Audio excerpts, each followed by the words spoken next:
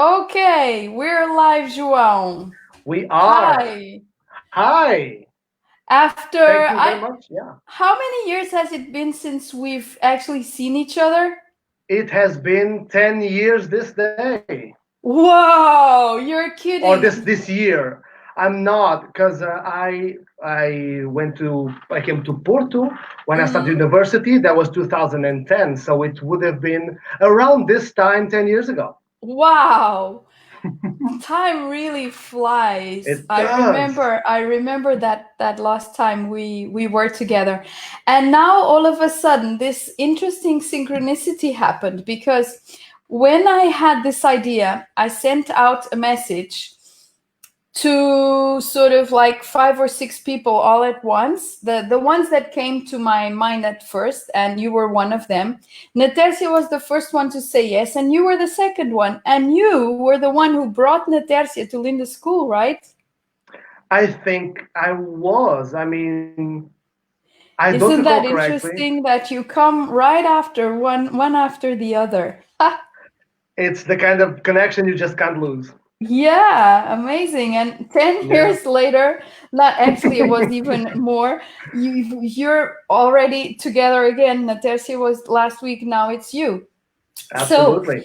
João, let's dive into your story with Linda School and beyond Linda School, because that's the whole point. Yes. And I see here with the short bio you sent me that you are only 27, but you've been around. Wow. I mean, says here you did your psychology degree, then you did your Erasmus in Poland, and then you were teaching history, you were in HR, you are now a sword fighting instructor. Yeah. How cool is that? And you're guiding tours for foreigners in Porto, right? Yes, I am. Yes. What a cool life you've created for yourself, João. Well, I try. I think it was David Bowie that said, "I don't know where I'm going, but it won't be boring." And I try to live by that. It's whatever happens. Our time on this earth is very narrow, Wow. so let's make the most of it. Yeah. I know you were always also into theater, theatrical stuff at Yes. the time already when you were at Linda School. How has that flourished? The biggest production, let's say, I've ever been in is still one that was put together by Natercia. She's a recurring theme. Um, she put up, she put on two plays, one in my 11th year, one in my 12th, and I was a part of the second one. I Which was was what was it called? Roxanne. Roxanne. I went Roxanne. to watch that. It was amazing. Yes. Amazing. Honestly, we were all surprised at how good we could do it, how Was a good we could huge make it. production. It was, I mean, for our age, she whipped us into shape. It was fantastic. And then from then on, it's always been a part of what I am. I've studied psychology much because of Hmm. that. I've Because of always being loved. theatrical, you mean? Because you like Yes, personality, study personalities. that's absolutely right. Hmm. I mean, there's nothing wrong with a little drama. I I've studied psychology. I love that. And then after that really did not work out the way I expected it to. Hmm. I've turned to another thing that I thought would be fun, which is touring. So Mm. guiding tours. And a lot of that is it uses the same skills you would use in the theater. It's all Mm. about your presentation, not necessarily how well you dress. That's not the point. It's about how you make people comfortable around you, and you tell a Mm. story because that's what you do in the tour. Mm. Be it a tour about history and monuments, be it about food, which is what I do now currently.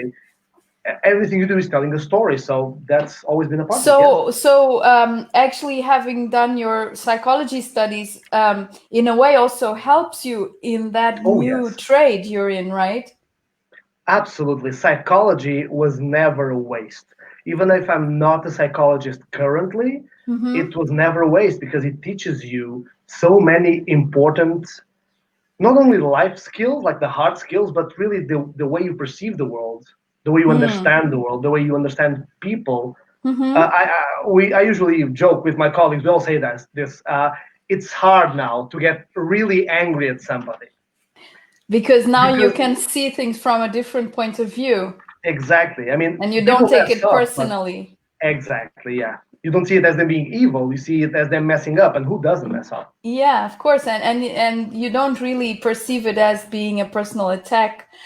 The interesting thing here, because our public is also children and youngsters and adults as well, but is also that the thing that you have done a degree in a certain field, which is psychology, but though you are not practicing in that field, that exact degree helps you at many levels anyway, so it's never a waste of time. That is fundamental for me. Nothing you do is ever a waste of time.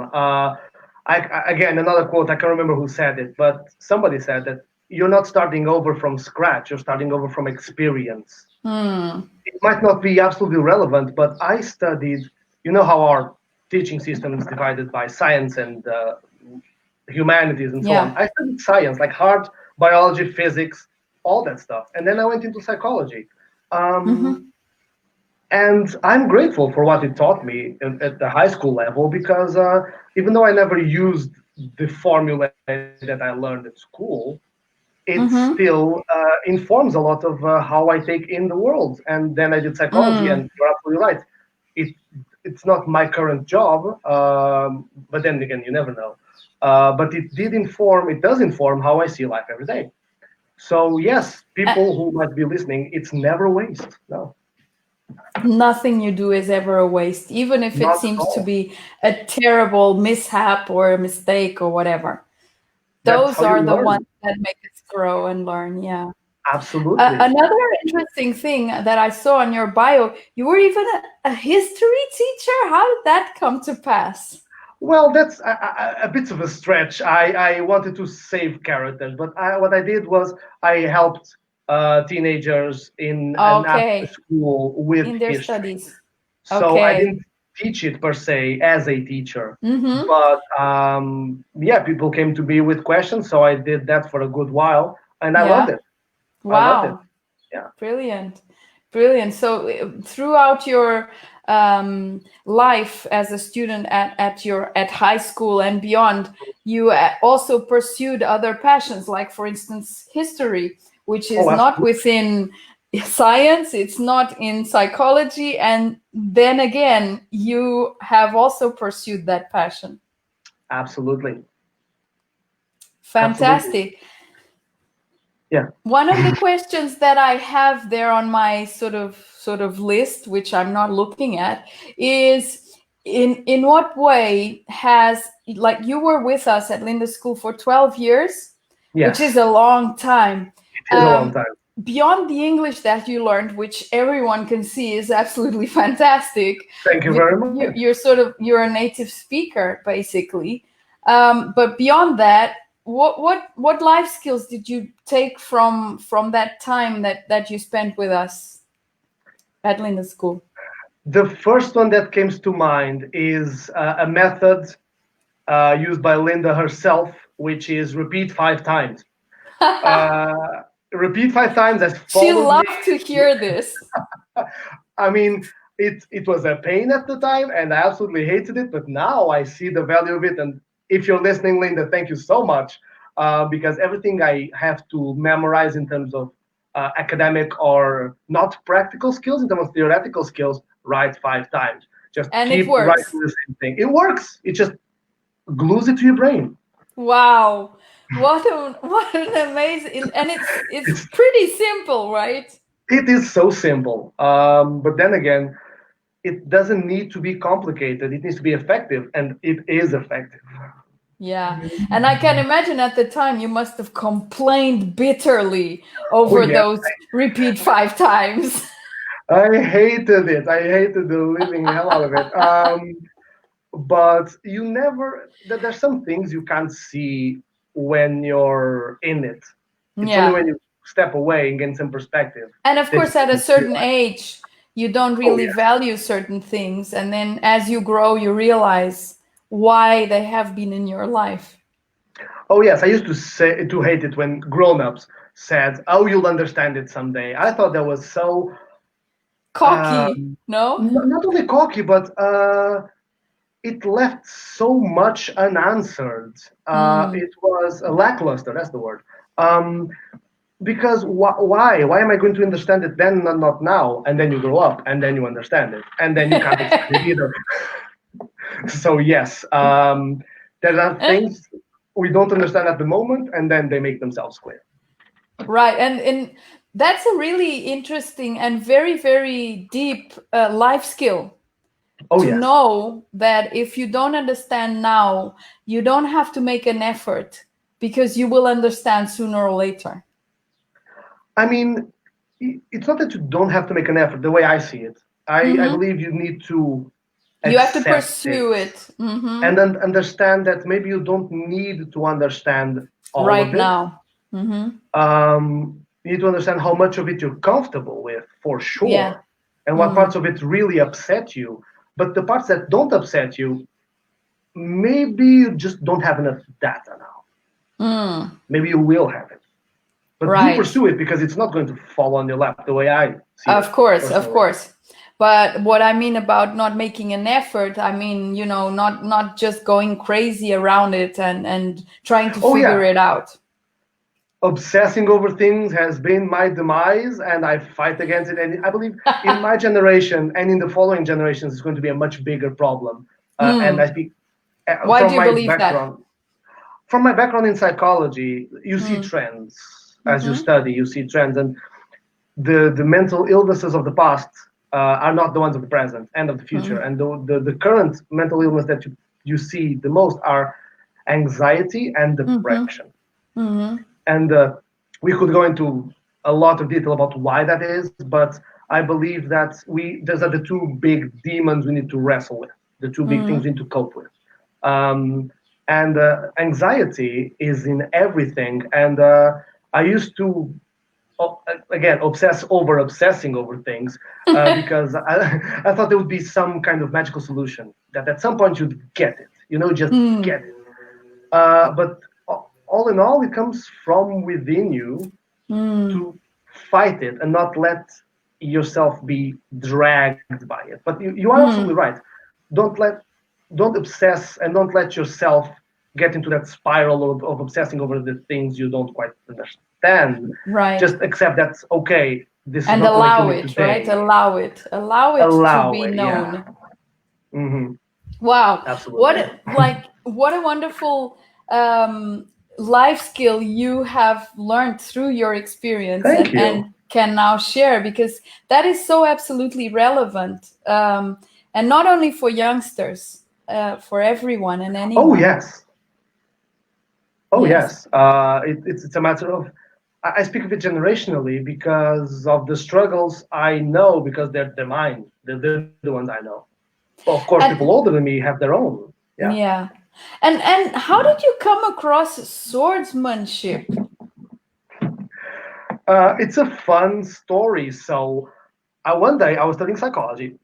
I was in my third year, and I just had about enough of it.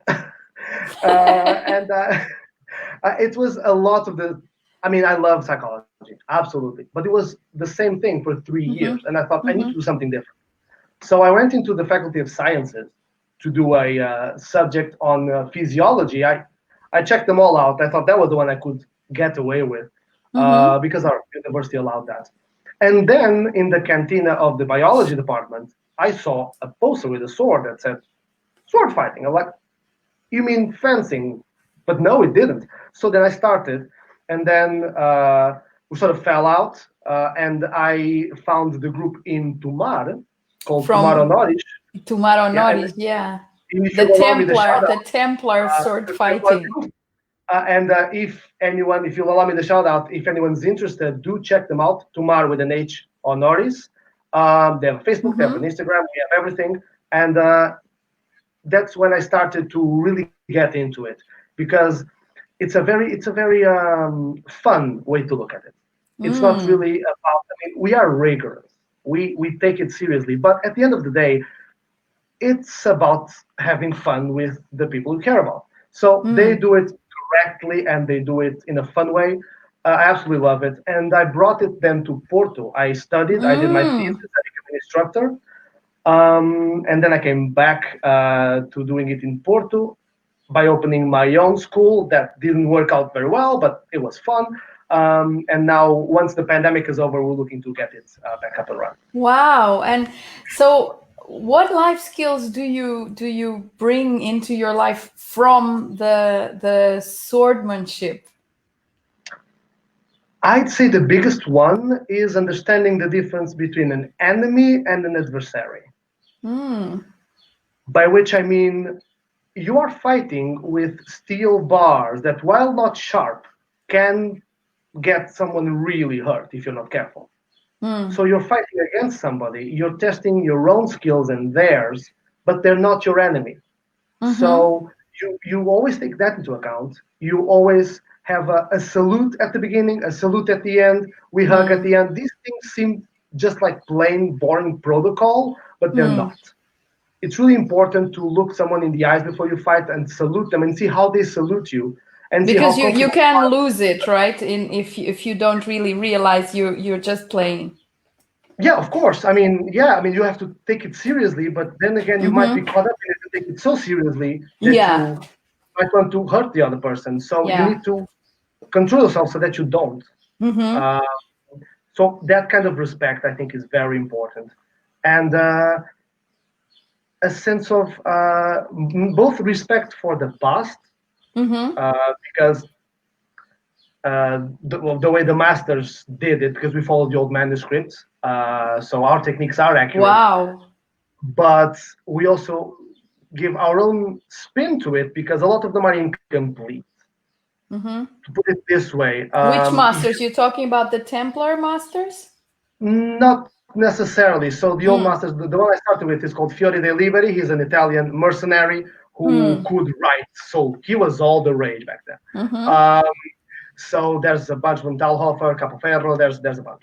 And these people were so good at it, meaning they survived a lot of duels, that they wrote down their techniques. But they expected a certain degree of knowledge. If you pick up a book on football today, nobody's going to teach you how to kick. So those basic skills we don't have.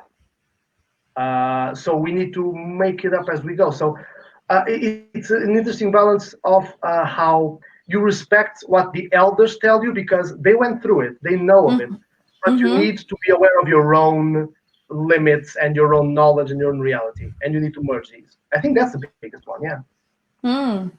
Wow, so interesting that you came into it in such an unexpected way, and now it's part of your life and even one of your sort of entrepreneurial ventures. I suppose it is. Fantastic. You meet so many good people. I have not been as active in the community as I could, and as a lot of other people are. And you see a lot of great people really dedicating themselves to the craft and really giving it their all, innovating in it. And you can exchange ideas with a lot of different people, different interesting people. So it's a very interesting world, and I'm very grateful for all the good people it's brought me.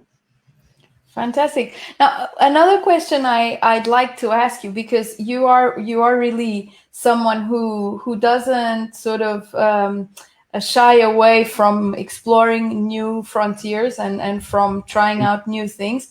What would you recommend today's children and youngsters in terms of pursuing their dreams and really allowing them to happen?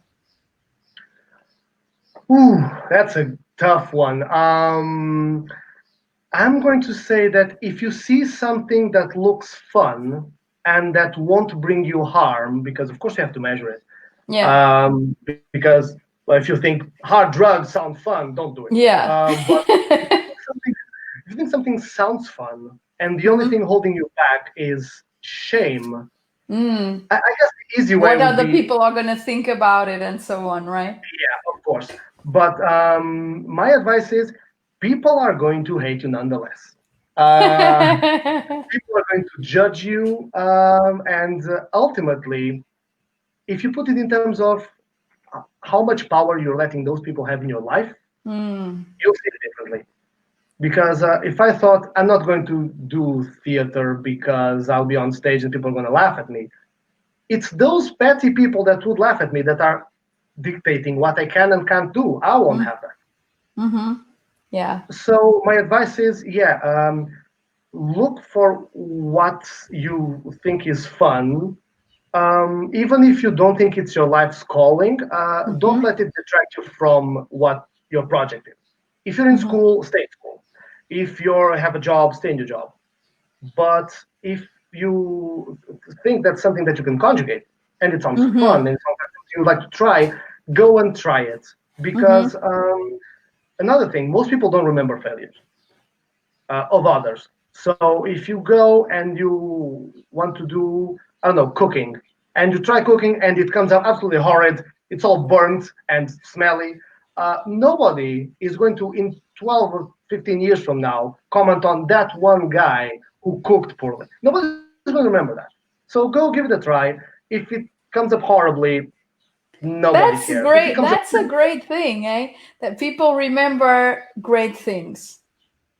They do, and we have limited space in our brain. We don't occupy it with somebody else's failures. I mean, who cares? Oh wow, that's another great one for everyone to keep. Yeah, who cares? I mean, just go ahead and do it. Just think about how many of these failures you remember from the people in your life. You can't remember many. So there you go. People won't remember yours. And Yeah. I'm talking about the failures because they're the scary part. But more often than not, it's going to be good. Yeah. If not great, at least fun. And that's the point. Yeah, that's the point. That's the whole point, because life is to be savored, right? And experienced, as you said from the beginning. I ran a view through your profile, and I saw a few comments on this current situation that we're going through, the COVID-19, and you saying, who wants to go back to normal? Sort of like, what was normal? I don't want that normal. What is it that you would like to experience that is not the normal that we had before? I think that it would be a massive waste to not take a lesson from this, because it's caused us a lot of pain. We can't go back. It has. There's nothing to do about that. Yeah. So if we don't take a lesson from it, it was just pain. And how horrible is that? So we have to learn. I mean, the most obvious one is the environment. I mean, we can't keep polluting like we did. You've seen the effects of planes not flying as often, of factories not working as often. It's been good for the environment. But I'd say on a human level and social level, we need to realize that some things just were not working. And you can see that people are revolting. Sometimes they're right, a lot of times they're not. But people are upset. So we should think about the things that make us upset personally and see where we can act for them. Violence is never the answer. Destruction is never the answer. But we can help build the world we believe in. If you think people of a certain group don't have enough resources, do a charity drive. If you think the environment needs cleaning, try to make people sensitive rather, to recycling. Whatever it is, we can do better. If there's things that we're upset about, that means we can do better. And in your own particular case, I noticed that you actually enjoyed the time you had to just slow down and stay with yourself, and you really, really appreciated that. Absolutely. It was summer vacation. So here's the thing. It was bad. I was locked inside the same building, which for me isn't much of a problem, but it does get to you at some point. Mm-hmm. I was out of a job, so no income. That's also nasty. Mm-hmm. But it finally gave me time to dedicate myself to the things I've been putting off, because we put off a lot of things. Mm. And at some point, I looked at my schedule. I realized I had 2 whole months of nothing, and I Mm. realized I may be able to fit some things in.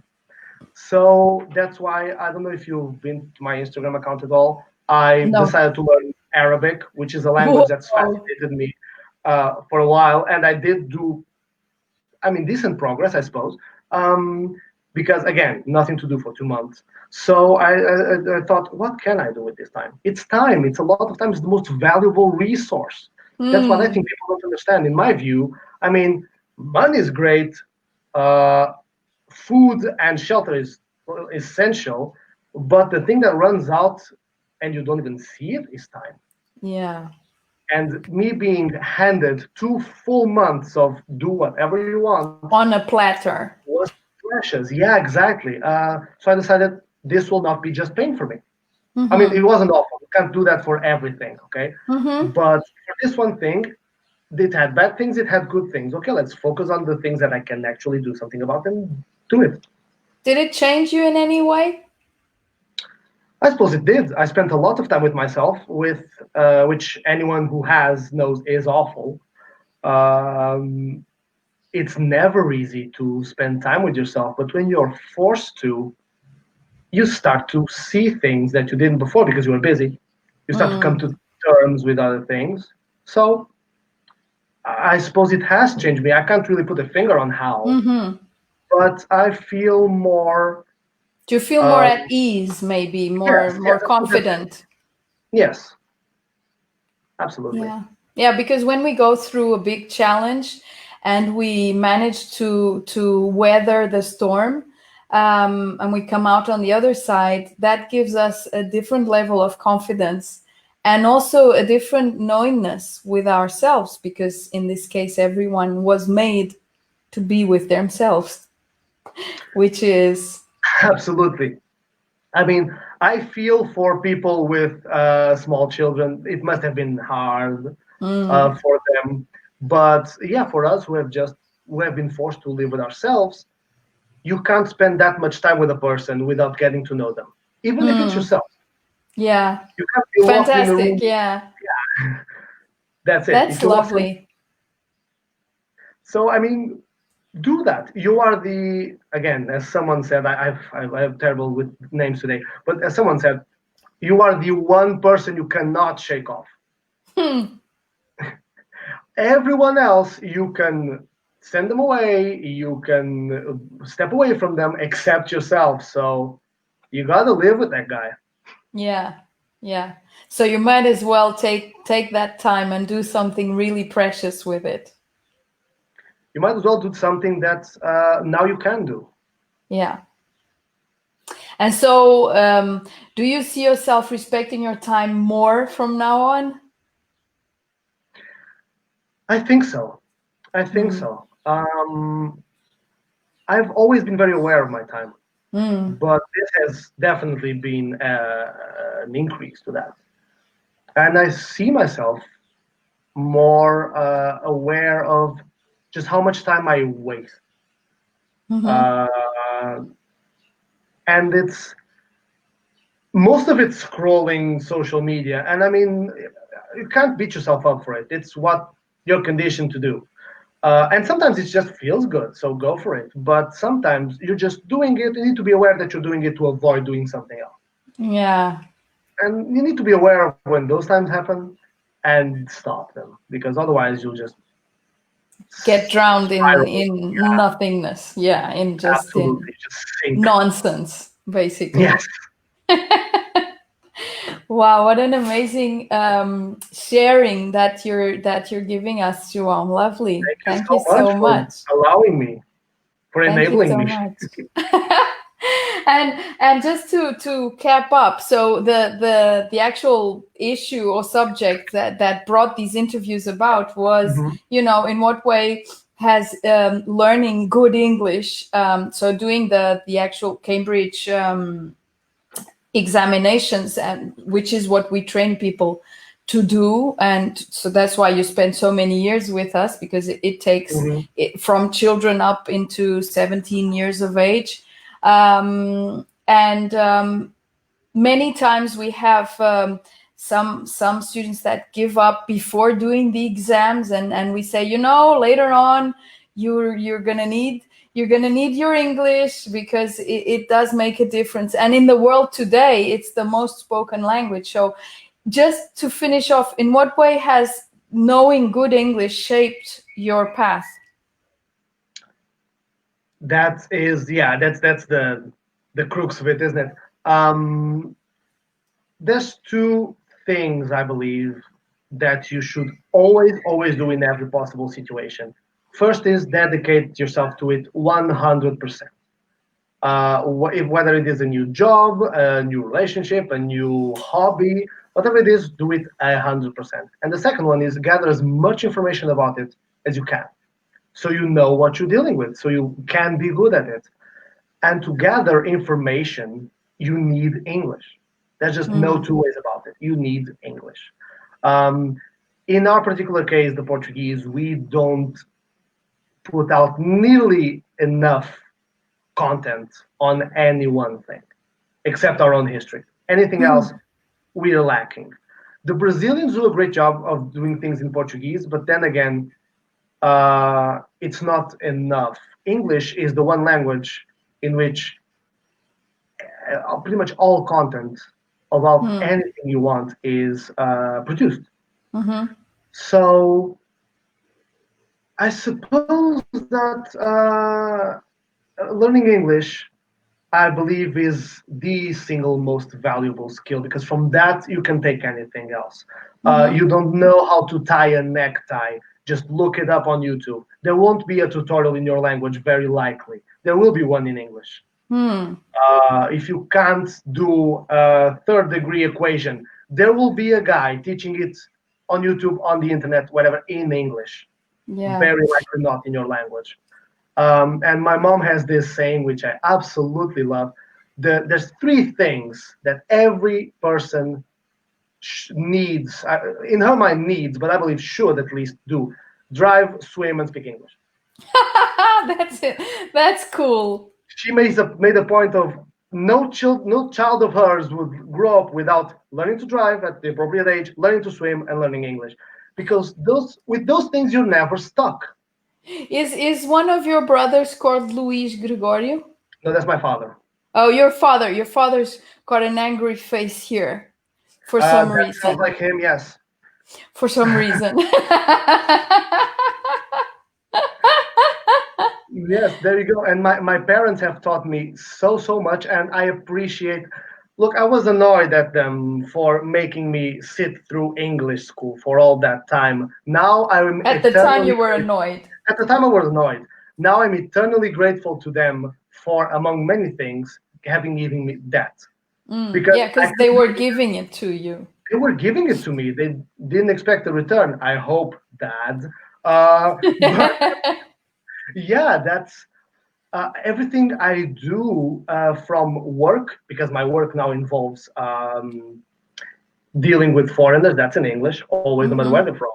Uh, to other work I might be doing in the future will certainly involve English. To things like my biggest hobby right now, which is role-playing games.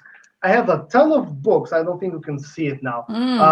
All of these are in English. Every single thing here is in English. I mean, it's a thick book. You need the proper English to read it. So I'm not bragging about my English. I'm saying it's necessary.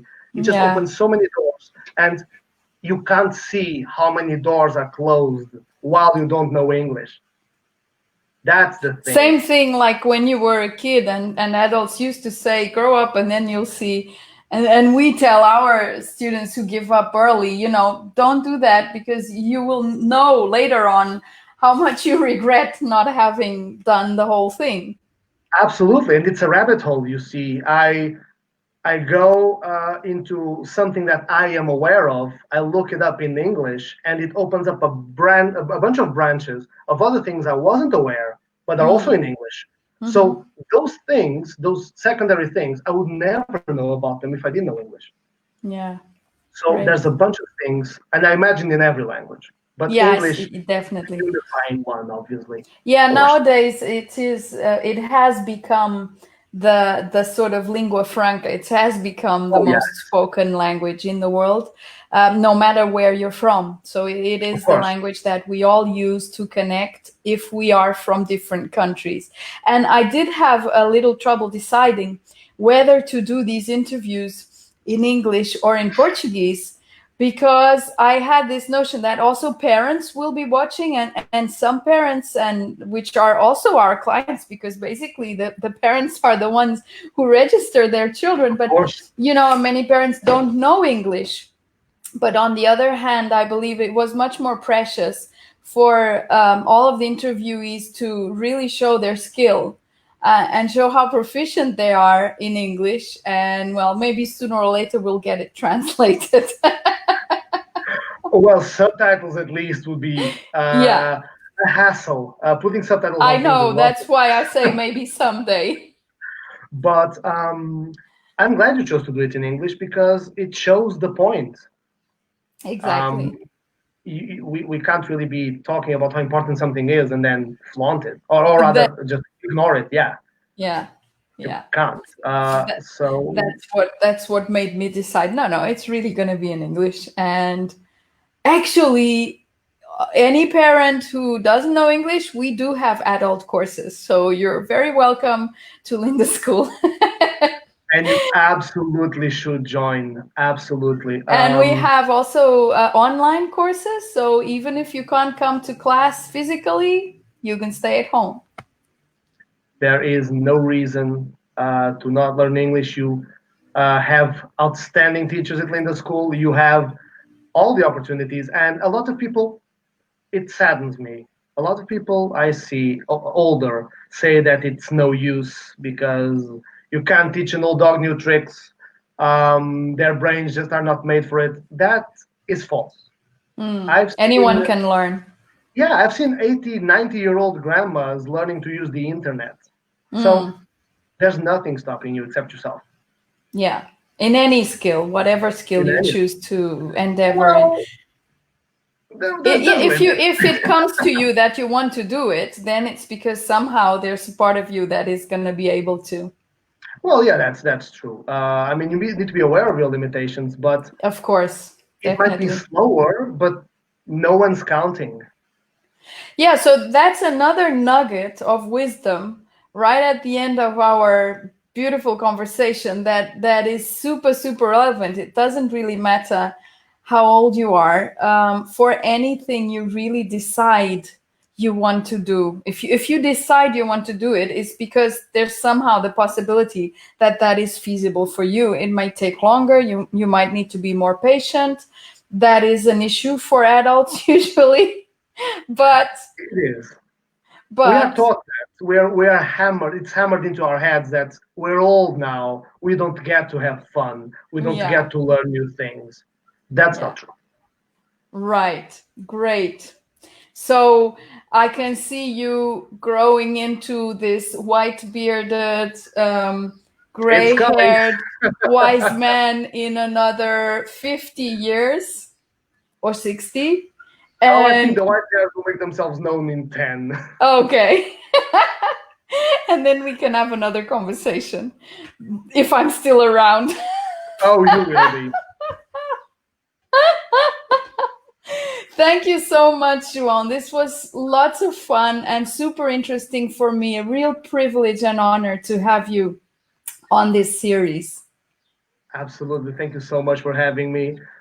For and for all the efforts you're doing on behalf of everyone you're showing this to. Thank you because I wish I had somebody telling me to learn English because it's fun when I was like 12. So yeah, keep doing it. It's fantastic and great idea. Great idea. Thank you. And thank you everyone who's been watching. Thank you. Your watching makes this worth doing. Obviously, this is to share with as many people as possible.